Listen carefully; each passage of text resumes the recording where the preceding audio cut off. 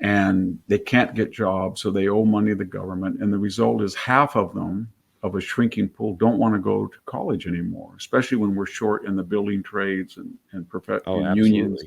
And that's really killing them. And then you would think they would react to that, but they don't. They double down on what's destroying them. They say, well, it's because of racism or sexism, or we don't have a diverse enough student body. And it's not that. I'm Carson Jorgensen.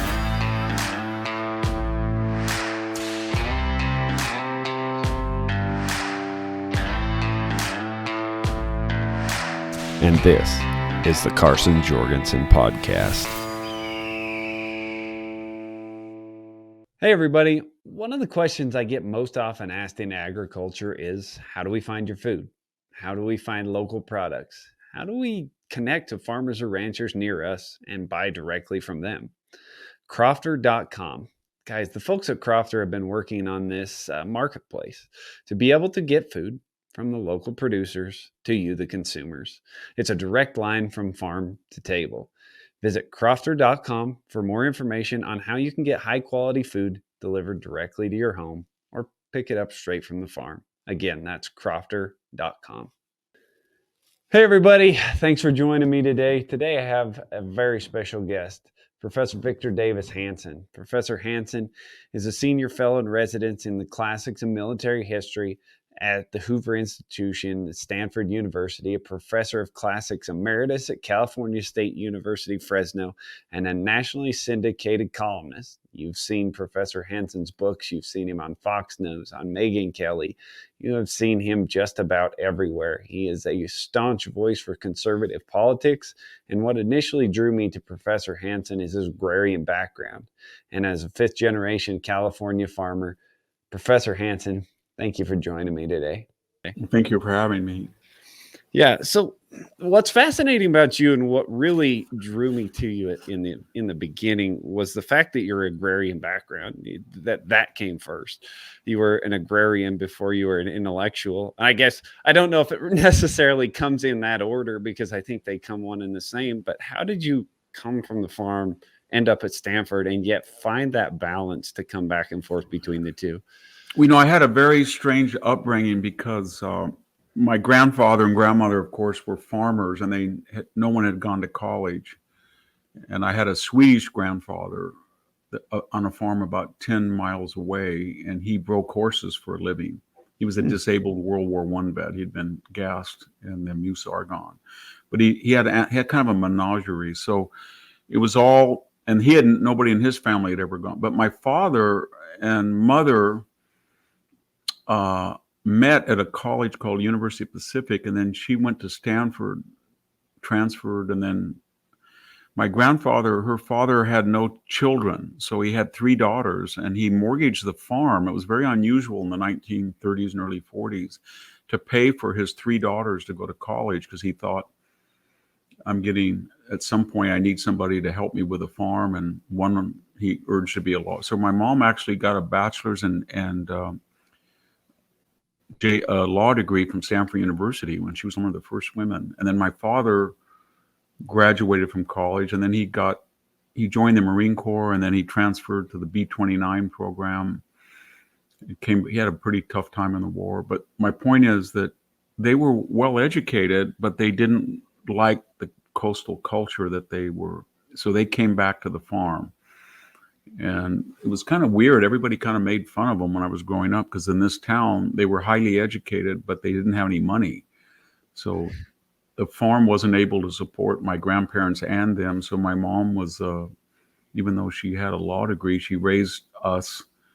I have 2 siblings, and then her sister died, and we sort of quasi-adopted our 2 first cousins. So there were 5 of us.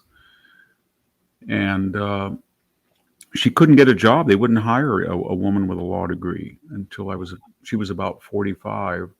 My dad farmed, and then he taught school, and then he became a JC teacher. So the point I'm making is that we were always told to read and intellectual life. My older brother is a writer, and my twin brother was a farmer, and then he retired, but he had a master's in biochemistry.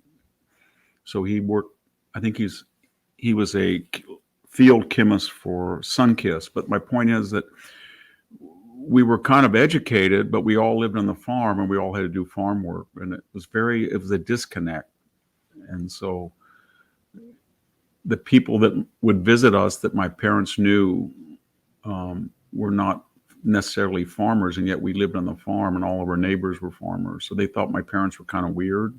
They loved my grandparents. Right. But they never quite fit in. So I had the same problem with my mom did. So when I was 18, my father said, there's this new University of California campus. It's no tuition. It's right near us, 170 miles away in Santa Cruz. My older brother had gone there. All three of you were going to go there. And it was a crazy place. It had just opened. It was kind of a hippie place. And I reacted in a way differently than I think my two siblings. They sort of accepted that culture, and I became very conservative because of it. And I went into classical languages, which was a very esoteric small program, but it was very tight knit, and I didn't like it. And then I took a year off and went to Greece in a program over there, and then I got a 4-year scholarship to Stanford University to do a PhD. But the point I'm making, it was very hard to go there and back here because the San Joaquin Valley is just, I think people sometimes think California is monolithic, but the Inland Empire to the south, near the Arizona border, all the way to LA, the foothills, the Sierra Nevada, north of Napa, and most of the San Joaquin Valley is very, very conservative. And it's as conservative as in Idaho or Wyoming.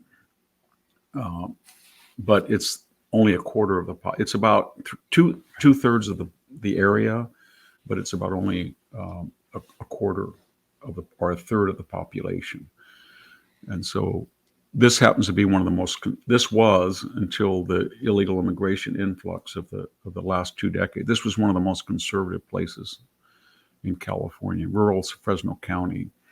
It was the ground zero of the Oklahoma diaspora that Steinbeck wrote about, Bakersfield to Fresno.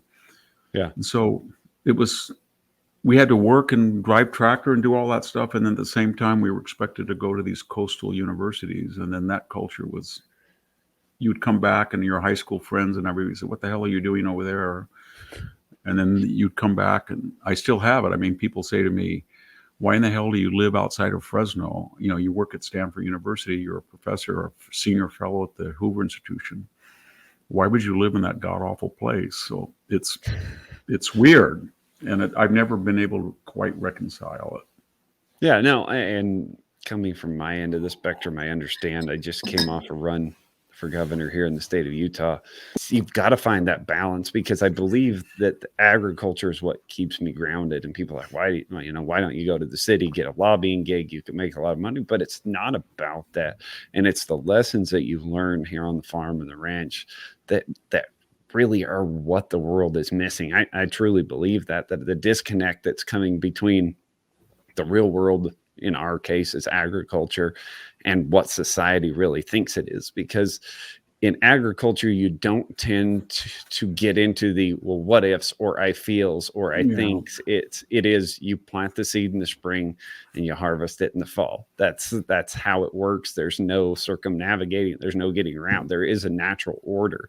And I think that that's partially what the world's missing, in that disconnect. And I think that is why our founding fathers, many of them were agrarians, and you've talked about this extensively. So that to me is a point. So when we dive into that part of it, the agricultural background and that agrarian society and its influence on the creation of our country, how do you feel that we're doing to live up to that now? And how do you think that we're going to reconcile that? Well, the founders, Jefferson, of course, in particular, but also others like Monroe and Madison wrote about it, and Washington alluded to it. There was this idea that agriculture then combined the mind and the physicality, the muscle, and it was real in the sense that speculation was fine and theory, but the farmer paid in real currency for his ideas or dreams or utopias. So when you go to the university or the media, people just cast off ideas, but there's no consequences for them. But if you say, oh, I think I'm going to plant flame seedless grapes. I hear they're really great. I'll just make but you actually have to go do it. And that doesn't turn out to be a good grape, then you pay for that.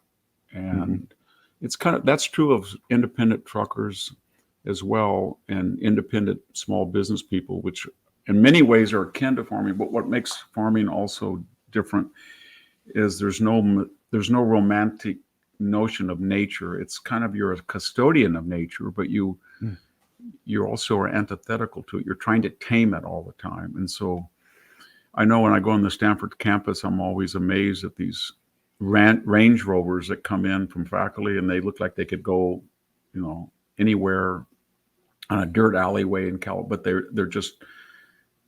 And then I look at the people come out who are faculty or graduate students or undergraduates, and they have heavy duty boots, hiking boots and everything. Yeah. And you think none of that suits their daily lifestyle, but it tells me that there's a yearning for them to at least imagine that they are frontier people, or they're so I think all of us want to get connected with the physical real world. Yeah. And are increasingly in the internet and the cyberspace and this materialistic society that's increasingly suburbanized. People are so disconnected that they want people who talk in absolutes, and they want consequences, and they want reality, concrete reality. And they get tired of the media and politicians and people. Part of the Trump phenomenon was that people were willing to overlook his crudity in things because he said things that were absolute, close the border, and then how about all the nuances? And they were yearning, at least half the country was yearning for that. And the sad thing about all this very quickly is that we have all these paradigms from antiquity, like latifundia, when Roman agrarianism of the 1st and 2nd century AD started to be aggregated into large corporate farms. There were probably anywhere from 10 to 15 million slaves imported from conquered territories. The middle class started to erode. You had a bifurcation of subsidized poor and then large corporate absentee farms. And the land then no longer served the role of not only producing food, but creating certain character developments, characteristics, attitudes, which had been integral to the Republic. And that's what was the tragedy of this country. Is very similar, that what made this country so phenomenal was in the 19th century when they opened up all of this land and they allowed people from all over the world to come here. And by and large, they were, the Homestead Act, they were independent agrarian people, and they developed a very independent, entrepreneurial, self-sufficient, can-do attitude. And that was imprinted in later generations, even as we became, in the 30s and 40s, half urbanized. And so you need that group of people, I think, to remind people of what made us work in the past. But when you get everybody in densely populated areas, and they're all dependent on their sewage and their water and their food from extraneous sources of which they know nothing about, and they have all of these theories they're told, and they're easily swayed, and they're dependent on government or dependent on the bureaucracy, then you get what we have right now, which is kind of a listless, unhappy, directionless population. Yeah, it's that disconnect between what is and what can be. And that to me seems to be what people are not grasping, that there is actually a black and white. This is not gray. We're not speaking in, oh, I think this, or I believe that, or you can be whatever gender you want to be. I believe that this all stems from that disconnect of the real world. And so you touched on it. It does. It does. Yeah. I think people in farming also have learned that they don't have to be perfect to be good. If you get 80% of your peach crop in, or you manage to get 75% of your raisin crop in, you did okay. And you could have Yeah. done better, but the point is, it's survival, and you try to survive day to day, one more day, and the problem that a lot of people have is that we're going to have perfect this and perfect this and perfect this and perfect this, and if we don't fall short, we need the power to ensure that, and you It's that people have to, equity yes, and and equality. a lot. I think I would call it almost the therapeutic view that we can change human nature. We give us enough power, education, money, and we will force you to do the right thing, you ignorant people. Whereas the tragic view is we're only here for a short time. We're trying to master nature. It's not easy. And if we survive one more day, we're doing pretty good. And Yeah. those are extremes, but that shows you the difference in outlook No, between but that's modern. exactly what we deal Yeah. with in agriculture. You can do everything you can. You can put the seed in the ground, it gets up, and a hailstorm comes through, and it's over. Yeah. There is nothing you can do about that. That's And you happened have to to me accept. so many times. Yeah. Oh Or yeah, I put 100,000 raisin trays down, and it has rained in the period between September 5th and 10th, I think 4 times in 100 years. And 2 of them, I happened to be farming and lost everything. And so it happens, and you do everything right. And then these supernatural elements can destroy you. And that gives you a lot of humility. it, And it reminds you limitations of human capability and behavior. And then the ability of these farmers to keep going.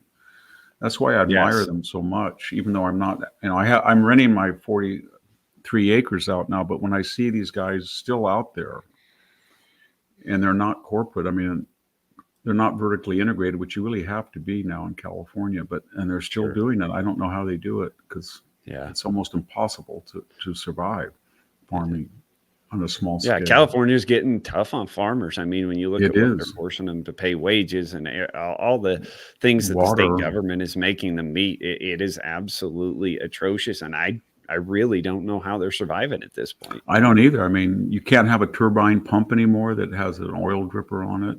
You cannot. They're going to ban natural gas motors. Yeah. They've let.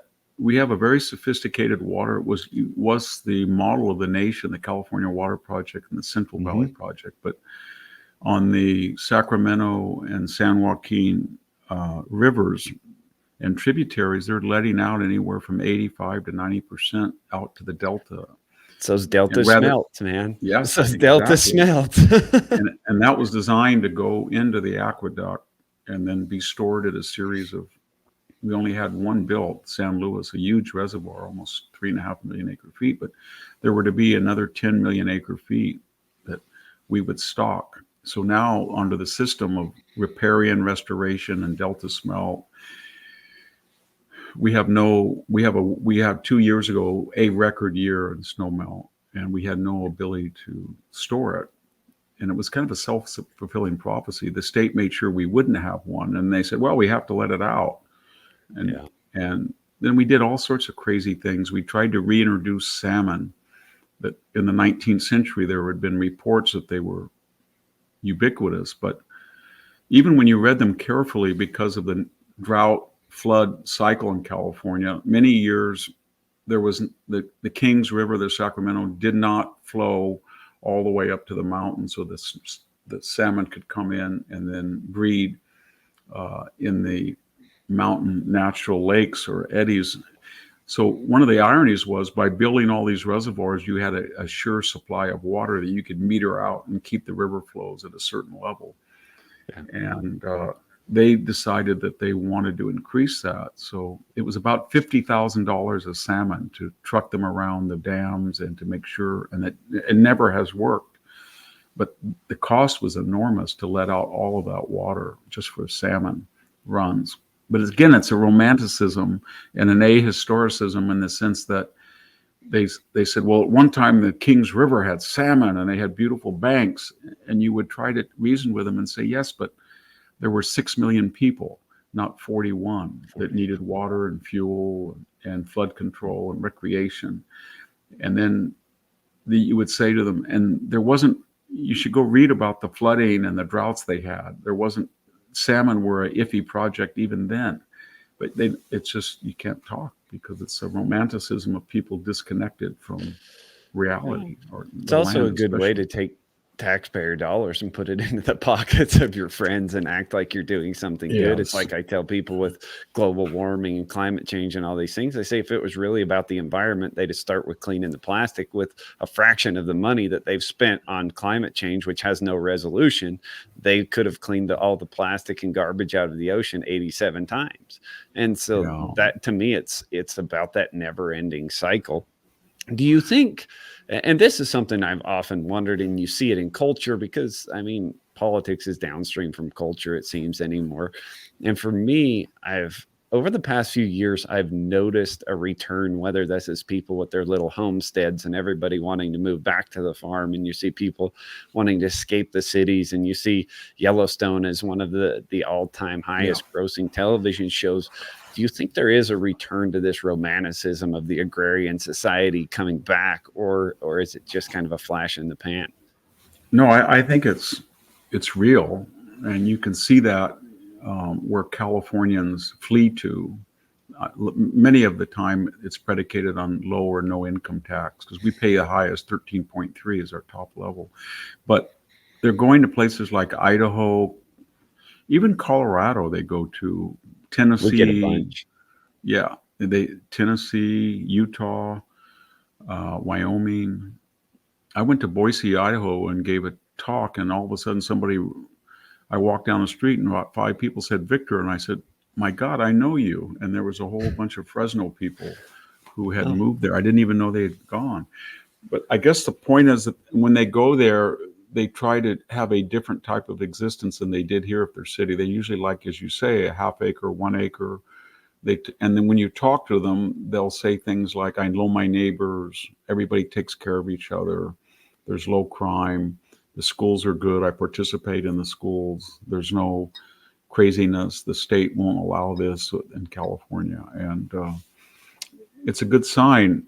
I don't have much confidence in California because we exported the middle classes. So the people who at one time, if you were conservative, they voted overwhelmingly for Ronald Reagan, Pete Wilson, and before that, George Dickmajian, and even Arnold Schwarzenegger. So there were 32 years of conservative governance in California. And people say to me, "What happened to California?" When the answer was the 8 year interregnum of Jerry Brown, and then his second 8 years led to Gavin Newsom. So in those periods, there was a radical shift. Partly it was demographic. We were ground zero of illegal immigration, so half of all illegal immigrants came to California. But we lost about 20 million to 30 million people that left, and they were just had it with crime. They were had it with the poor infrastructure. They were had it with the schools, and then the high sales gas, income taxes. And we brought in a lot of very poor people that needed a lot of help simultaneously with this $9 trillion in market capitalization of Silicon Valley. So we kind of became a medieval state where we had unimaginable wealth. We have the most billionaires, the most expensive real estate of any state, and yet, you know, I think it's now 22% of the population lives below the poverty line. 1 out of 3 welfare recipients lives here.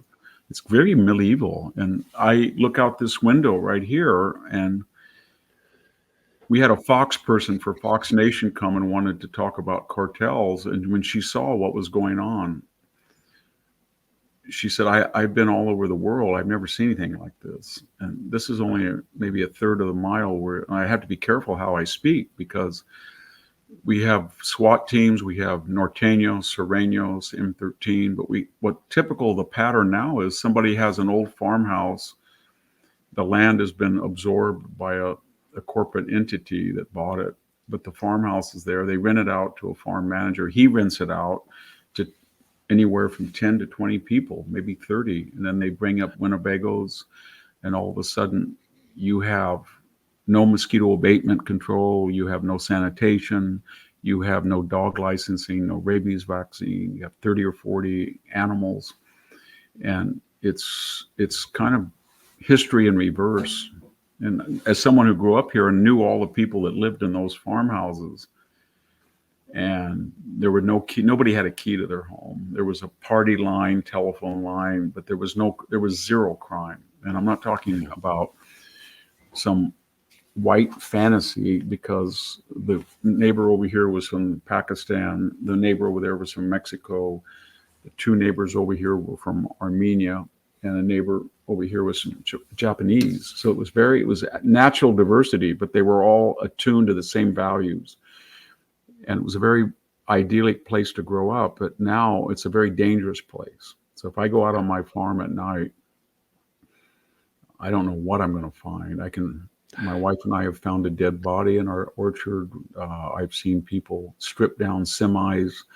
I've seen people point guns at me, and it's part of illegal immigration. And it's completely. And what I'm getting at is that when you talk about where I work at Stanford Universities, they will cut you off and say you're a racist. And I remember when I wrote Mexophonia, I had been given an appointment at the Hoover Institution after teaching 20 years at Cal State Fresno, 21 years. And they had to delay the appointment until the director called me up and said, "Hey, you wrote this book." And I said, "Yeah, but it's about integration and assimilation, intermarriage. And if we're going to have immigration, should be legal, measured, diverse, assimilated. And all of people I see every day are Mexican American. So it's kind of a inclusive book." He said, "I don't care where'd you get the title?" And I said, "The title came from the Mexican prison system, where Mexican gangs in prison were bragging that they had little Mexophonias in prison. So I just used that. No, I didn't invent it. But the point I'm making is that it was so controversial. I had to wait a whole year until my appointment. It died down before he thought that he could get the consensus of, which were conservative scholars even at the Hoover Institution. He said, "I don't think I can get you a unanimous vote, which is necessary because of this book. Wow. So let's just wait a year." And that's been my career mostly at Stanford University. Neil Ferguson and Scott Atlas and I were censored by the Faculty Senate for nothing really, but just expressing views. What I'm getting at is, if anybody tries to defend the traditional America as they see it, and they're not even talking about race or gender or class, just common values. There's such a hypersensitivity on the left. I think it's a sense of guilt or vulnerability of what they're doing to the country with the border and all of these nostrums and theories that they're forcing down our throat, that they get paranoid and they try to destroy the messenger. They can't fight the message because they know the message is accurate. So they either evade it or they try to be disingenuous. But it's very dangerous to be in the public square in a sense, because it's very dangerous to say what you think. And for me and you, apparently, so it's the same, because I'm at the top of the heap. I'm a rural white male rancher. I mean, I'm as bad as they come to those liberal sides of the coin, and I'm very hated within a lot of those circles. But you said something back in there that I really want to dive into, because I think it's super important to where we're headed as a country, and it goes back to talk about your new book, The End of Everything. You say this is kind of a reverse building of our country. We're going backwards, and you're seeing us devolve. So in your book, you talk a lot about wars and things like that have ended societies throughout history. But do you think we're heading in that direction with the elimination of agriculture, with bringing in all these illegal immigrants, with society actually going backwards? Do you think we're at risk as a country or as states to end up in the same place as some of these societies you've talked about in the past? Well, I don't think, and maybe this is because I work juxtapose the Silicon Valley, and I've seen how Stanford University, which I'm an alumnus of, and I've seen how it's transmogrified. I think we're on the frontier of some very dangerous developments technologically, whether it's artificial intelligence or gain of function virus research. And the people who are in control of those decisions are not well-rounded, and they haven't come from pragmatic backgrounds, and they don't look at things in cost of benefit analyses, and they don't understand the effect their theories, how that plays out in reality to millions of people who don't have access to their power and influence. And you can see that with the COVID lockdowns, and you could see it with some of the manifestations of artificial intelligence. They have no idea what it's done to community college teachers or high school teachers with plagiarism, and students just, composing entire fabrications, letting AI do it. And if you ask them about it, they'll just say, well, we have an AI fix to it. And they don't ever ask themselves what it's doing to the.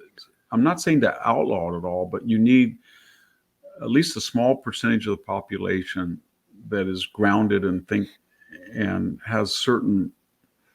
And I'm a big fan of capitalism, but everything is not just profit orientated, or it's not just to be liked, or it's not just to be therapeutic, or it's not just to be afraid of being canceled or something. And those people's voices are very important on these decisions about the border. One of the hopes I have is we're now into the third generation of the Mexican American immigration to the United States. And those people my age, I'm 71, mostly came legally. Yeah. And many of them were from northern Mexico, where they had more experience with the United States when they got here. They had high school diplomas, so it was easier to assimilate and integrate. But especially the males, when you talk to them now, they're all in positions of authority and responsibility in local government, police, city government. And they remind me of the Italian diaspora that one reads about and had some knowledge of when I was young. In other words, the Italians all came in mass. They were very liberal. They were dependent on government support. They were stereotyped as a mafia. But today, when you talk and you say your name is Giuliani or Cuomo, you don't know what their political affiliation is. They're completely assimilated. And I'm starting to see that with Mexican Americans, especially the entrepreneurs that are roofers, sheetrockers, plumbers, electricians. They're very pragmatic, capable citizens, and my point of all this is they're starting to question the orthodoxy that they've been brought up with about the power of the state and redistribution and victimizer, and because it's really starting to affect them. And they can't believe that, the regulations in California, or their children come home with this indoctrination, or the beatification of abortion as some kind of almost divinity that everybody's supposed to worship. And so I think that we're starting to see in various manifestations of pushback. People want to, as you said, they want to go out in the country and live. I have a 3-acre place, and I have 43 acres. And I would say that once a week, somebody knocks on the door and asks if they can buy it. Yeah. And just because there's not a lot of places around with kept up houses and stuff. So there's this desire to come out in the country. There's a desire to be freed from dogma. And I think that's, I grew up in a Democratic household. My parents were Democrats. My siblings are Democrats, but it was kind of a Hubert Humphrey, JFK, not centrism, but it wasn't crazy is what I'm trying to say. Yeah. Even Bill Clinton looks crazy today compared to the Democrats. But my point is that everybody, there was a sense that there were certain norms that everybody had. And I think people are looking back at that and they're saying the left has gone so far that, and this is getting back to the end of everything, that its trajectory is nihilism. If we were to implement their entire agenda, we would have no affordable energy, we would have no affordable vehicles, our fertility rate would get down to about 1.2. It's already gone from 2.1 20 years ago to 1.6. Yeah. We would have no borders. We would have a late Roman imperial tribalism where each group is a continual war with the other one. And so it's a nihilist agenda. It really is. And you can really see it is when candidates try to mask it. When Biden ran, he didn't run on what he did. He ran on, I'm going to unite, or I'm going to stop the Trump chaos. I'm going to stop Trump. I'm going to be Joe from Scranton. I grew up as a middle class. Remember me in the conservative 70s and 80s, he would say. And then Harris right now, on about 15 key issues, she's reinventing herself for, I guess, 90 days. It was just this morning she was on. Was it this morning she was on Oprah? It says, "Oh, I'm a gun owner, and if somebody comes into my house, they're getting shot." It's like this is not the same person that she was. No, I remember the quote. She gave it.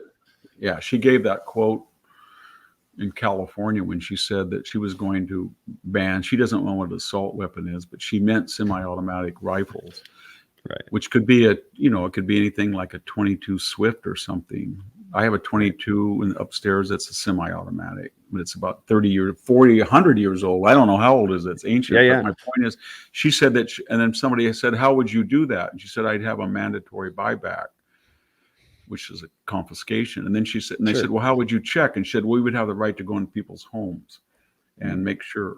And the thing about her was she was extreme. It wasn't that she had these left-wing views. She was always addressing left-wing audiences. So she was always emphatic, unambiguous. She would say, fracking, yes, I am. There's no doubt. I'm going to stop it. It's done. ICE. Let's just do away with it. A single private health insurance. Yes, private health insurance. Let's move on. So she was not at all ambiguous or wishy-washy. She was hardcore leftist. And right now, it's so strange that everybody knows, whether you support her or don't support her, that on November 5th, if she loses, she will revert back in her last 3 months as vice president to left wing. And if she wins, she will revert back to the same thing. So this is just an either way, she's going back to what she was. Yes, I mean, absolutely. She is the same. She is the same creature that she was 4 months ago or 3 weeks ago. And everybody knows it. Even her supporters know it. Bernie Sanders said that. He said that it's necessary for her to get elected. So we're talking about decline and everything, but I've never seen this dissimulation. I don't think in the modern era we've ever had a major candidate, the candidate from the two parties, who never entered a primary. That happened in the 19th century, but never entered a primary and never won a delegate vote through a primary. Right. She's never done that. Unprecedented. No, it is. And you've talked about this on your website a little bit. And I think that Trump was kind of the point of that in 2016, which is this blue collar revolt and then the middle Americans that were being forgotten. And that was Trump's really key message in 2016 was, you've all been forgotten. I'm here for you. Like, I understand. I see you. We're going to fix this. We're going to make America great again. And you talked about it on your website not too long ago about lab rats. And are we the lab rats? And how much are the lab rats going to take? And I think this election is going to be a prime example of how much we're going to take, because you see what's happening in agriculture. You see what's happening with inflation. You see what's happening all across the board. Have people had enough? Is enough finally enough? Well, they'll have enough when the society, as it did in the 5th century in Rome, starts to break down at the elemental level. And we're getting close to that in California, in the sense that I just was in San Francisco not too long ago. You have to be careful where you walk in San Francisco. You'll get human excrement on your feet, and people will assault you. You cannot take your car to San Francisco, unlock it, and park it on the street and not have the window broken, basically. So we're getting to that level of pre-modernity, medievalism. But what the left did was they staged kind of a French revolutionary movement under Obama and then under Biden, and a resistance to Trump that was so radical and so rapid that it took them a while to absorb it. And I'll give you a couple examples. I mean, when we were all growing up, there was something called transvestism, which was an identifiable psychological challenge of people who like to wear clothes of the opposite sex. And then in the 60s, there was something called transsexualism, where there was a medical condition where people's sense or their cognitive ability or their cognitive awareness was in a different body than what they thought they were. But this was like 0.001 if you look at statistics of the population. It was a rare but identifiable medical problem. But no one in their right mind ever thought that they could take that into a civil rights issue and claim that 30% of the undergraduates at Brown University said they were conflicted. Same thing with, we all heard in the university critical legal theory. It went something like, well, there's a law against stealing candy bars because rich white people don't steal candy bars. So they made a law to oppress, and therefore it should have no currency. But no one ever thought that would be enacted with mass looting, as we see in California, with no consequence. There was always a critical immigration theory that said the borders are artificial constructs. They stop natural human migration, but it was always esoteric. Nobody took it serious. The border had been porous, but it never had been non-existent. We'd never seen, just 1 million people in 6 months just pour across.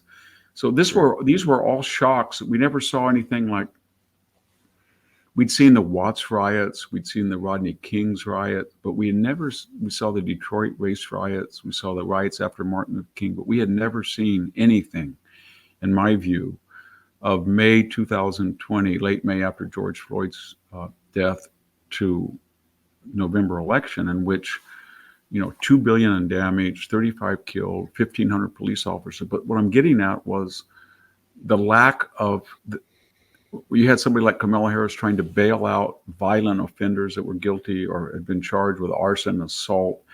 You had her go on national television and say, this is not going to stop. It shouldn't stop. This is a movement. You had Tim Walz really letting Minneapolis burn for about 48 hours.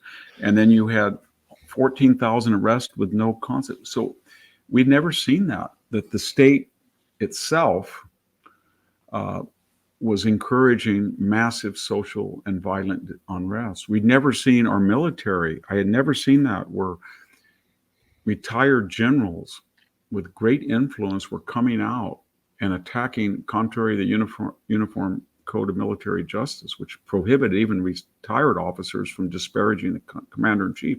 But they were saying that Trump, our president, is a liar, he's Mussolini, he's Hitler, he's doing Auschwitz at the border.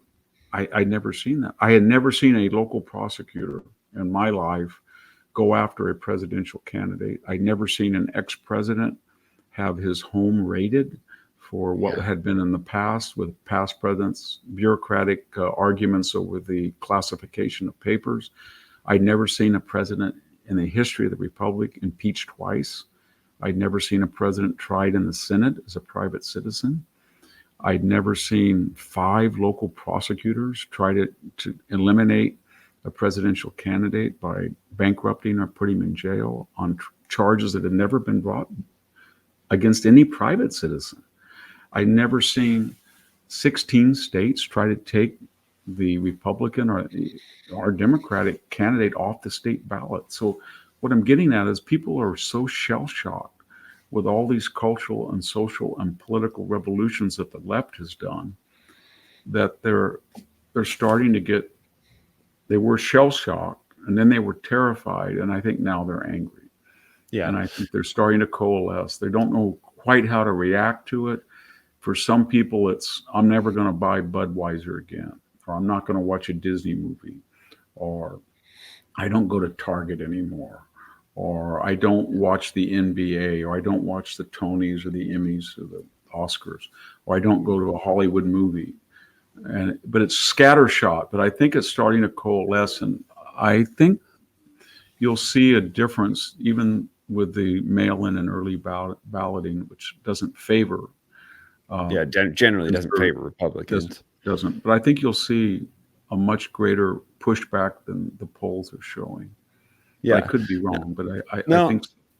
I don't think you are. And the reason I say this is from the Clinton administration on. I mean, it was kind of a slow progressive build and this steady march to the left, but somewhere around the George Floyd riots and mid 2020 with the COVID lockdowns and everything else that came at the same time, people are like, "Whoa, too much too soon." Like, they went along with it for a long time. There was a steady march to the left. You saw it in our higher education, in the institutions.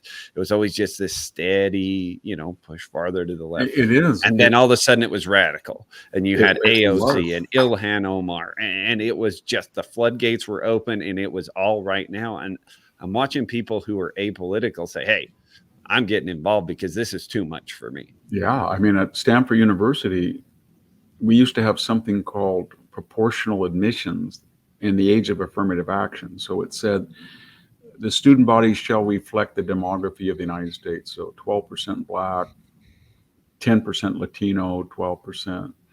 Asians were a different story because they were so well prepared and excelled.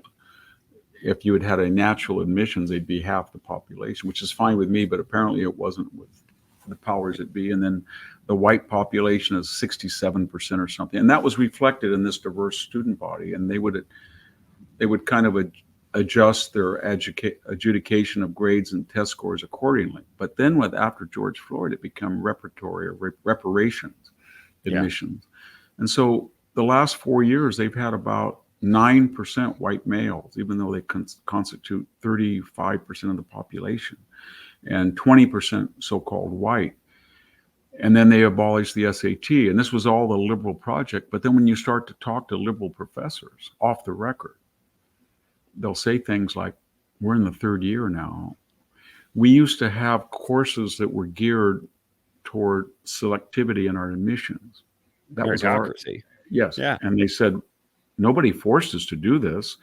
We thought if Stanford was going to be a preeminent university like Harvard and Yale, it had to be selective. And the selectivity allowed us to have these demanding courses, which in turn turned out a graduate that impressed employers, etc." Okay.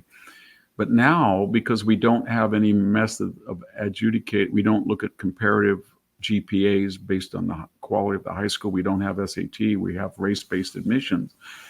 What do we do? Because do we water down the course?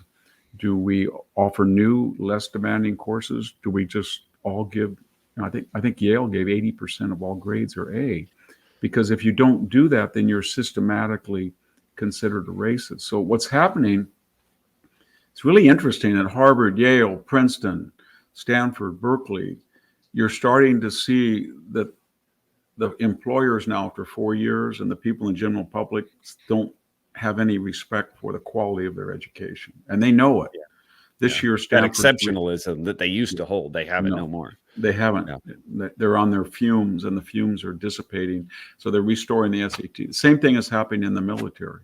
You had a woke program, and then you had Austin and Milley go before the nation in 2022, and that, you should all read Professor Kendi and White Fragility, and we're going to look in the military. They had all these left-wing centers. Are you going to root out white rage, white privilege? And there was no evidence there had ever been a cabal. And yet, coupled with the vaccination edict that expelled 8,500 of them. So they did this for 3 years. Then they issued a report. I read it in December of last year. They found no such organized white pockets of resistance in the military. They found there was no systematic racism. This was liberal people found. But in the process, they suddenly announced, at the time when we had the largest population in history, 333 million people, that there are 45,000 people short. And then and then you try to talk to them. We have a lot of officers where I work, and I know a lot. And I said, "Who is not joining?" "Well, we don't want to talk about that. It's obesity or gang." I said, "I think I know, because every time I give a talk about military history, somebody in the audience says, my grandfather fought in Korea and Vietnam. My husband fought in the first Gulf War. My son wants to join, and I'm not going to let him." It's those Nebraska farm boys that aren't joining up like yes, it is. And then I said, I was curious, so I would look at it took me a long time to find breakdown. I mean, the military breaks down race and gender and sexual orientation for every level of command and promotion, but not fatalities. But if you do find that information, and you can find it, it turns out that in Iraq and Afghanistan, somewhere between 73 and 75% of all fatalities were white males. And that was double their numbers in the demographic, which was only about 34%. So what you basically did, if you look at it as an abstract outside adjudication, you basically told the nation, those people that we depend on to go to god-awful places in Fallujah or Taji or Helmand province, we have deliberately alienated, we have unjustly disparaged them, we've called them racist, we've said that they're vaccine conspirators, and they haven't joined.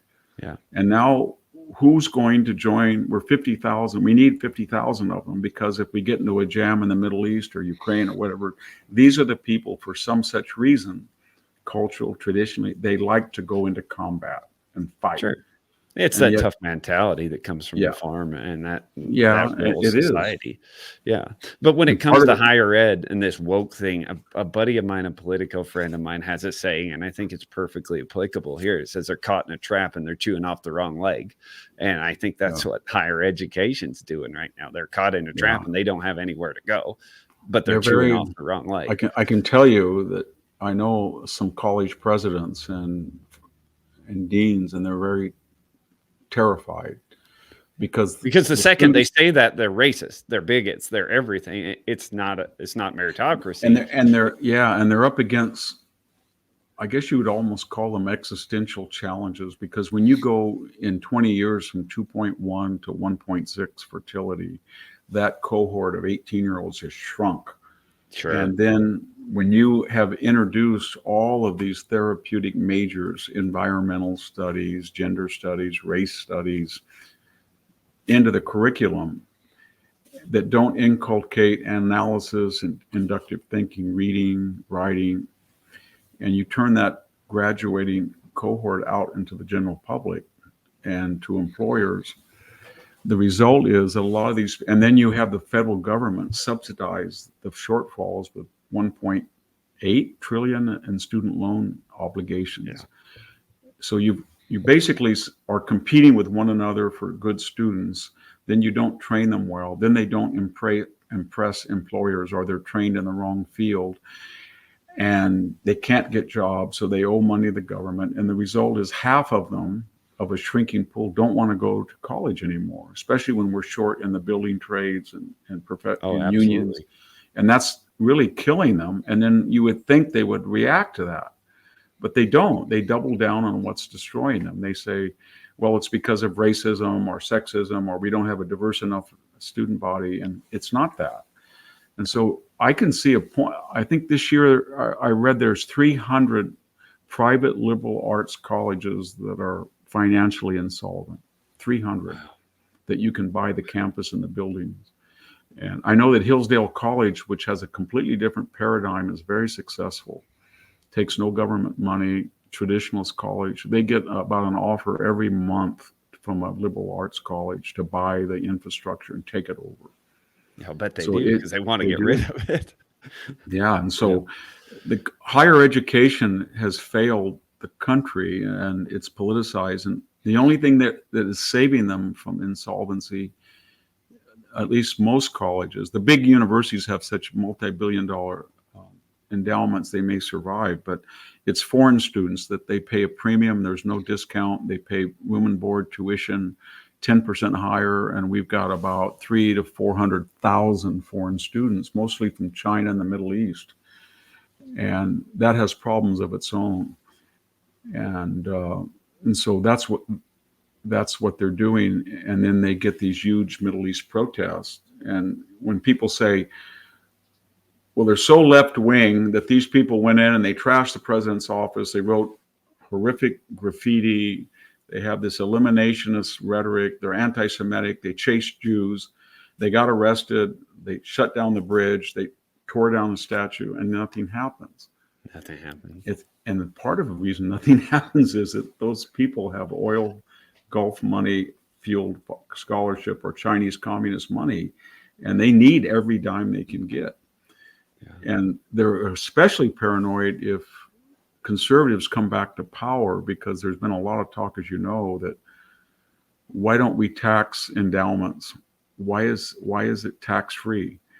Yep. And the endowments are 1/3 to 1/2 of their income. Why don't they pay property tax? Why don't they pay income on their endowment? Why do they violate the First Amendment or the civil rights legislation on race? How do they get away with all these things that we've never really noticed before, and now we're noticing? And so there's going to be a lot of reform, I think. I think there's going to be a lot of effort if Trump were to be elected, to get rid of the student loan program, to tax endowments. And that explains why the academic world, along with the media, is so paranoid right now. Oh yeah, and I think there has to be a reform. I don't think there's any way out other than change and a reversion back to that American exceptionalism. So when we're talking about that return to American exceptionalism, and we talk about, make America great again, and you see this, I look at agriculture. I mean, to me, it always comes back to what's happening in agriculture. And to me, agriculture is probably the most important industry. Right now, the United States has become a net importer of food. How do you continue to become an exceptional country and to grow your population and defend your borders when you don't produce enough food to feed yourself? And that's the trap that the United States is caught in right now. And nobody seems to be talking about it. Nobody seems to be paying attention to it. But when you look at it on a global scale, I believe the only thing that we're making money on right now is soybean and corn exports. The rest, we run trade deficits to everybody else. The world is taking advantage of it. But this year, there has been huge talk about this meritocracy of our agricultural industry and level playing fields and free trade. They say, oh, I'm a free trader. I said, well, I'd love to see it sometime. I'd love to see them try it sometime, because I have yet to see it. But you look at our agriculture and we've outsourced it. We've outsourced our ability to feed our country to other countries. So where do you see agriculture heading? Do you see, we've seen a lot of tariff bills this year from Congress, more so than we've seen since the 1930s. To me, there's a huge moral case for tariffs and a revision in trade policy to defend our country and feed our people. Well, it's a very sensitive topic for me because I speak and I'm in places among conservatives that are doctrinaire libertarians. I just had kind of an incident in a lecture from a libertarian where I tried to challenge him. Trump is not talking about across the board just mindless tariffs. He's talking about targeted tariffs to countries that do not believe in free trade, and that's a lot of them. Yeah. And I became interested in, when I was farming in 1982, the price per ton for raisins was $14.40 a ton. This year it's $2,000. You can see in 30 some years it's only gone up $600. But my point was, then it cost about $1,000 a ton, so you could make some profit. The next year it went from $14.40 to $420. There was an enormous crash, and there were a lot of reasons, over planning and all that. But the real reason was the EU was being formed, and they promised Greek and Turkish raisins a huge subsidy. It was more than the market price itself by double. So they were telling American bakers and cookie makers, rather than pay $14.40 a ton, we will pay, you can get our raisins for $800 a ton. And then they took EU money and told the farmer, your cost is double what it is in California, so you can't compete with them, but we're going to give you this massive subsidies to keep you on the land and keep you happy. And they did the same thing with canning peaches and everything. And same thing happened to the sheep market. Yes. Exactly the same thing. And they destroyed it. Market. And I remember, I was a fan of Ronald Reagan, but my God, he sent somebody, and had something called the Raisin Administrative Committee. The federal government, regulated it. And he came and he told us in 1983, I think I was 28, and a bunch of farmers said, Victor, will you talk to this guy? And he said to me, this is good for you. I said, how is it good for me? And he said, it's going to make you more competitive because you'll have to make a profit at $4.40, and you'll we'll get rid of the chaff from the wheat. I said, there's no such thing as being efficient when you've lost $1,000 a ton. I And got then to he say, when said, your production cost is 1,000, you're getting 400. I don't see yeah, how you efficiency no, you yourself out can't. of that one. And then he said, the consumer's going to get a break. I said, no, the middleman will keep the price high. They And will. then he said, these countries will go broke. They can't sustain it. I said, they don't have any defense budget. We defend Greece. We defend Turkey. This is mindless. And then I said to him, 2 miles away from me, a high school friend who farmed 40 acres blew his brains out, but he didn't blow his brains out only. He put a noose around his neck. He turned on the exhaust in his car, and he injected himself with drugs. And I said, I had a ditch tender who also farmed, who had a medical problem. He shot himself. And I said, I just had it.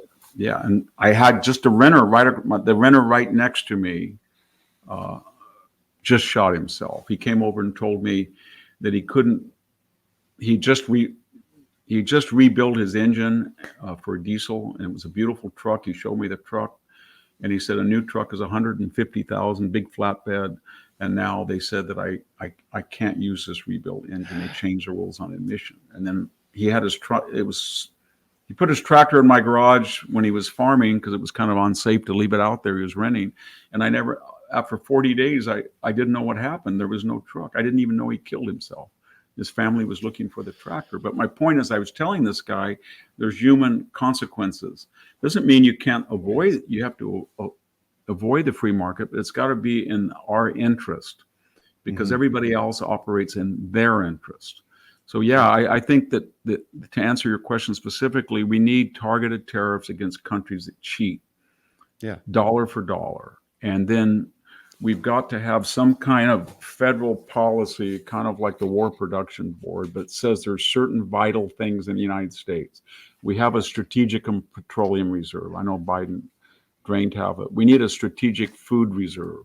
So in years of overproduction, when we need to stockpile staple goods, whether it's wheat or soybeans or almonds or whatever it is, we need to have a year's supply that the government can come in and do that. You don't have to do it, but you should have an outlet to sell to the government as a last resort to keep you going when crashes.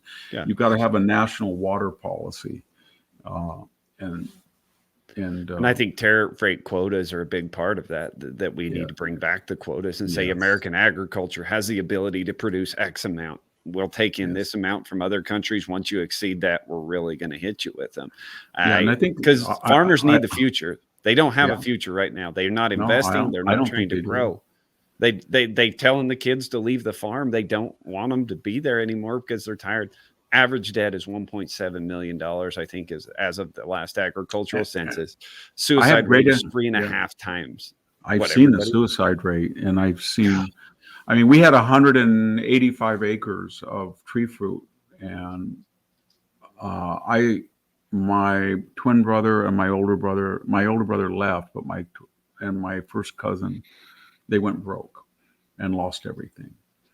And I'm the only one here. And the only reason I have a remnant, I had the house where my great-great-grandmother built in 1870. But the only reason I'm here is I have off-farm income.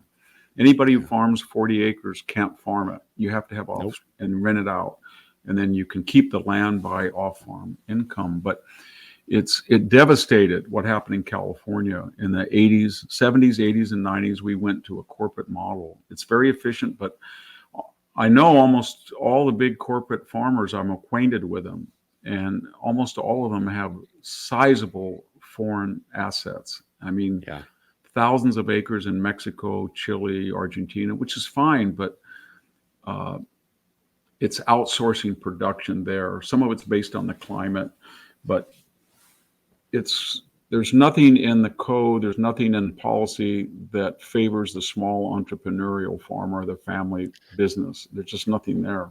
No, we're losing the independent producers. That's all there is to it. And people in the world are so against these big corporate farming, but it is becoming more and more impossible for the independent producers to survive. It is. I don't know how they do it, because whether it's insurance or fuel costs or water availability or regulations on farming, It's very funny. It's very highly regulated, but it's regulated in a way that encourages people to vertically integrate, that have capital and lawyers and accountants. But it's almost like they write these codes so that only one particular class of corporate farmer can master them because they have the capital. So the more that they regulate and think they're going to protect the public, the more they regulate agriculture, the more it ends up with just a very few large corporations.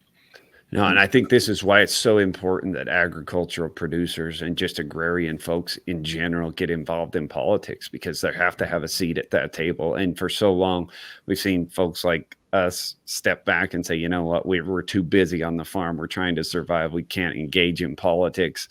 But now you have no choice. I mean, that's why I got involved in politics in the first place. That's why I do what I do, is because I know that we have to have that seat at that table. And I think it's kind of like the story, and I may get this wrong, but of Cincinnati, they brought him in to fight the war. And when he was done, he went back to the farm. But we have to have people willing to leave the farm to go fight the fight.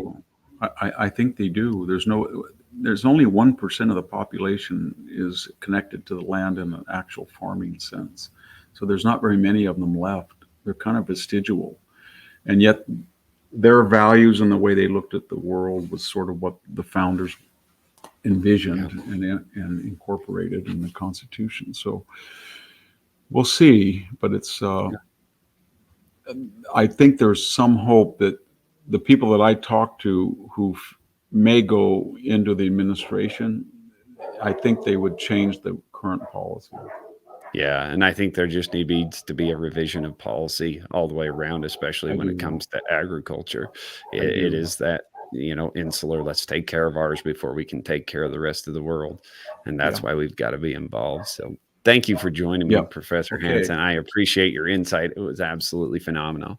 Well, thank you for having me.